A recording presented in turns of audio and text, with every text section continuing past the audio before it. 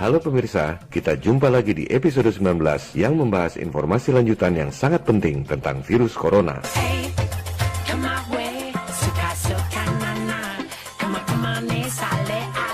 Episode 18 lalu, belum genap 7 hari tayang, memperoleh 1,5 juta viewers lebih, 96,2% likes. Tampaknya terlalu menyolok. Elit global mulai gerah dibongkar perilakunya. Maka, episode 18 di-ban oleh YouTube yang dimiliki oleh elit global. Hey, I'm not surprised, motherfuckers. Hey, come my way, suka mama, come on, sale ale, suka mama. Pada episode ini, kita bongkar sebuah dokumen kredibel yang sangat mengejutkan. Skenario lockdown akibat penyebaran virus flu sudah dibuat oleh Rockefeller Foundation 10 tahun lalu, tahun 2010. Ini adalah bukti otentik, dokumen resmi yang bahkan ada di Universitas PBB. Apa yang terjadi saat ini? Panik global, orang-orang pasang masker, cek temperatur sebelum masuk gedung, toko-toko tutup, lockdown, ekonomi runtuh, adalah persis seperti skenario yang dibuat 10 tahun lalu oleh Rockefeller Foundation yang merupakan salah satu pentolan elit global.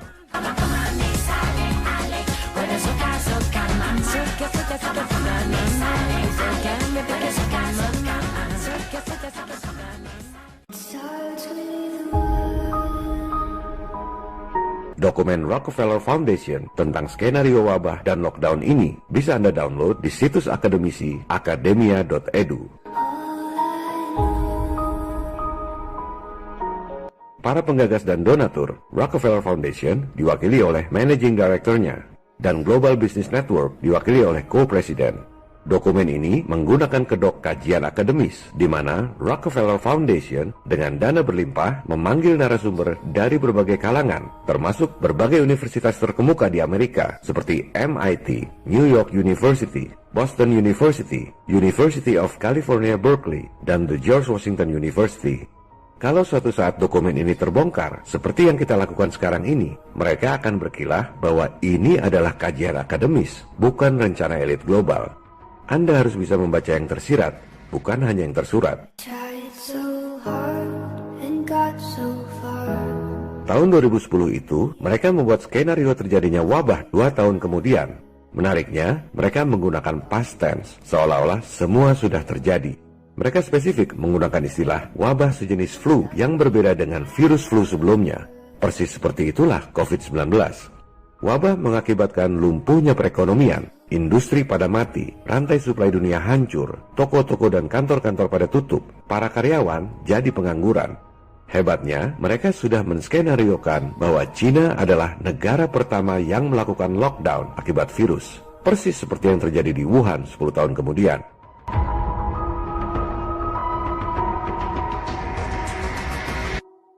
Dalam skenario mereka, para penduduk memakai masker, cek temperatur tubuh sebelum masuk gedung, persis seperti yang terjadi saat ini. Dan dalam skenario Rockefeller ini, kontrol otoriter terhadap penduduk seperti itu terus berjalan meski wabahnya sudah hilang. Silakan Anda baca sendiri tulisannya. Inilah tujuan lockdown yang sesungguhnya. Jangan pikir cuma sebentar. Tujuannya supaya rakyat jadi seperti tawanan di penjara. Dalam skenario elit global yang namanya pandemik virus, terorisme, krisis lingkungan seperti global warming hoax, krisis ekonomi, kemiskinan sengaja dibuat supaya rakyat dunia lemah. Sehingga pada akhirnya rakyat dunia sukarela tekuk lutut di bawah pemerintahan diktator yang otoriter. Perbudakan global, New World Order. One thing, I don't know why. It doesn't even matter how hard you try. Keep that in mind. I designed this rhyme to remind myself of a time when I... Dalam skenario yang dirancang 10 tahun lalu, dengan alasan keamanan dan kesehatan, penduduk dunia akhirnya akan sukarela menggunakan biometric ID. Itulah chip yang ditanamkan di tubuh Anda yang dibahas pada episode lalu. Dalam skenario mereka, Anda akan minta ditanam chip secara sukarela karena takut masalah keamanan, takut masalah kesehatan, dan sekaligus nantinya sebagai alat pembayaran satu-satunya pengganti uang, mata uang tunggal dunia di bawah New World Order.